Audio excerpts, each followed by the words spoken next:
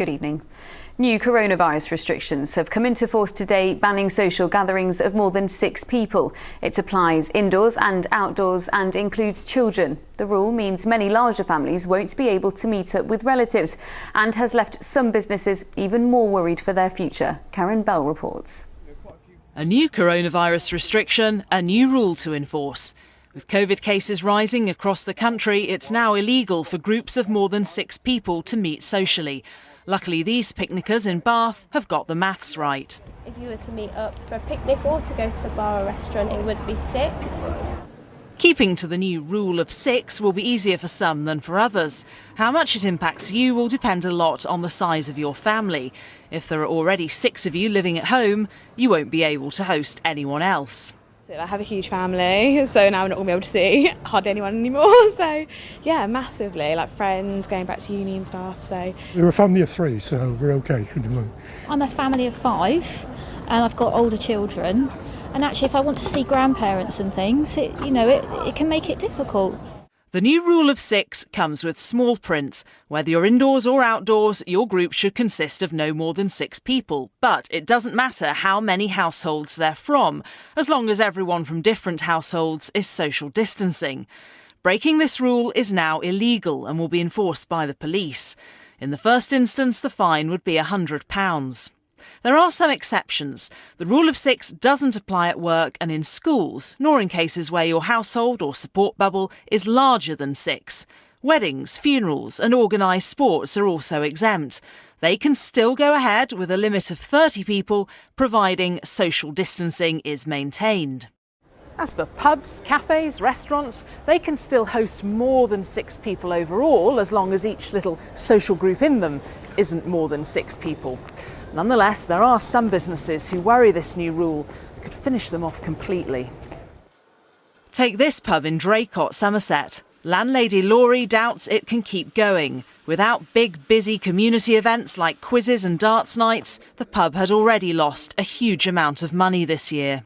It's looking like it's going to be shut down probably by the new year. The hammer keeps coming down on everything that this pub does.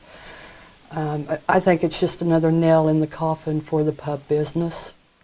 There's worry in the region's tourism sector too. The new rule will rule out big family get-togethers. If it continues, we will see absolute carnage across businesses in the southwest. We're already looking at a cliff edge after October half-term.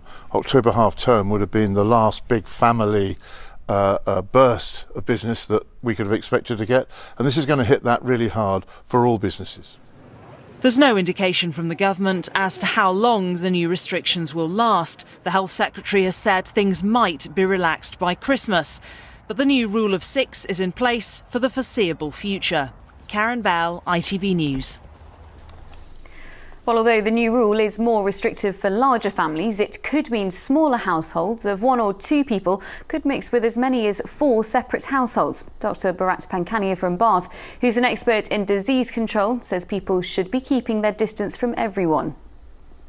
I think the clear health message should be, please reduce your interactions with other human beings, because 4, 8, 10, what is the right parameter? The only right parameter is to consider everyone and everything as potentially infected and infectious, and therefore you take care amongst people that you don't know, because the one person that you mingle with may be mingling with hundreds of others.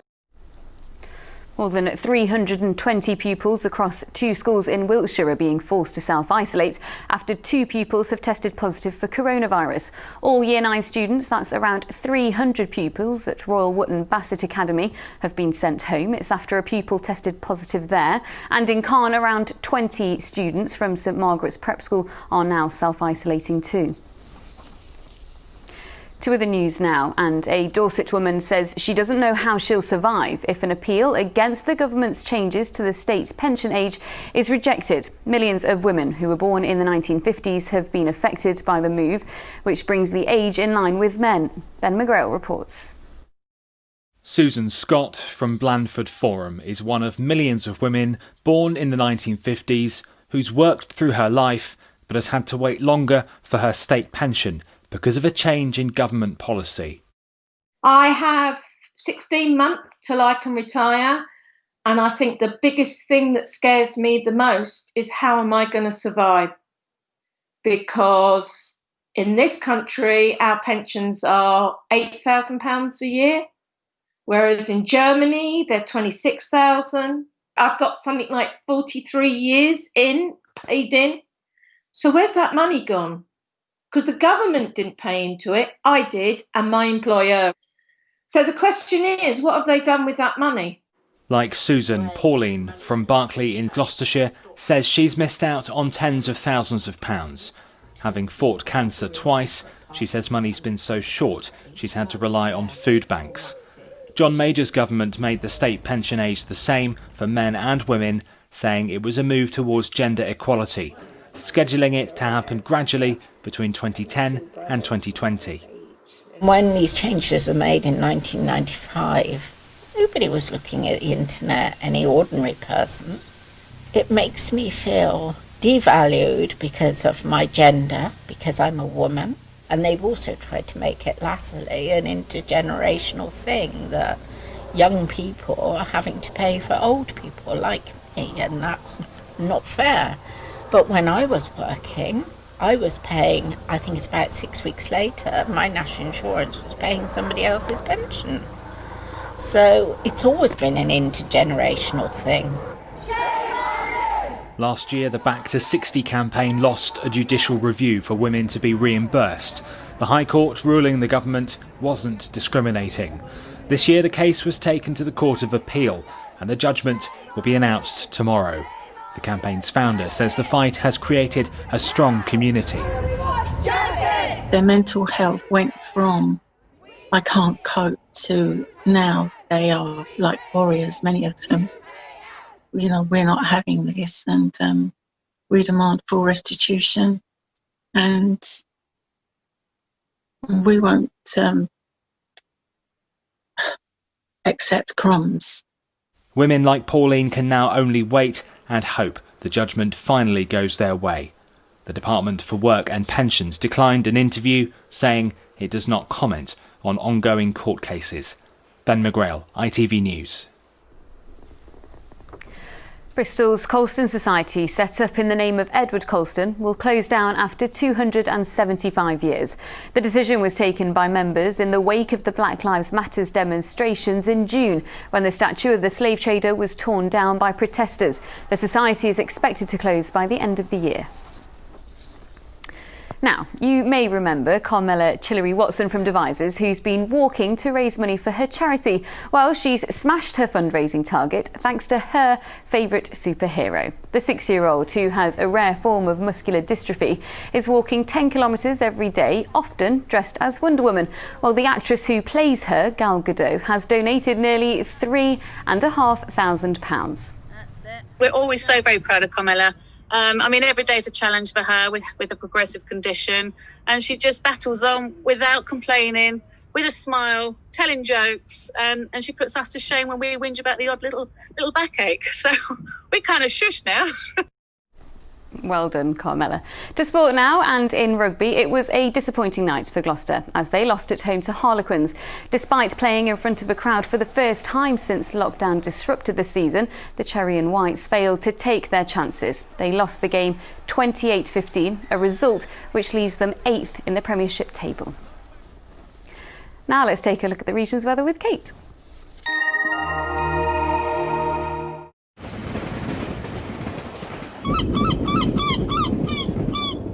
Great Western Railway sponsors the ITV West Country weather. Hello there, good evening. Some lovely, warm, sunny weather around today. It's been a great start to our week. Plenty more dry weather on the way, but it's going to be slowly cooling off by the time we get to Friday. Outside at the moment, dry, mostly clear skies, a little bit of cloud floating around, bit of mist, sea fog in places, and temperature-wise, well, what we'd expect really for the middle of August, never mind the middle of September, at around 15 or 16 degrees. So obviously a mild start to the day tomorrow. Another sunny day on offer, but perhaps a bit more cloud around than we've seen today, and just the chance, perhaps, of a passing shower. But in the main, I think it'll be a dry Lovely sunny day, and temperatures again on the warm side at 24 degrees. So, looking further ahead, you can see we keep this lovely, dry, sunny weather right the way through till Friday.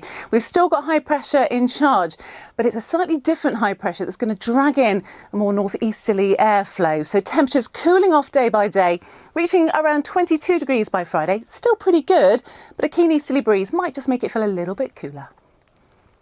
Great Western Railway sponsors the ITV West Country weather.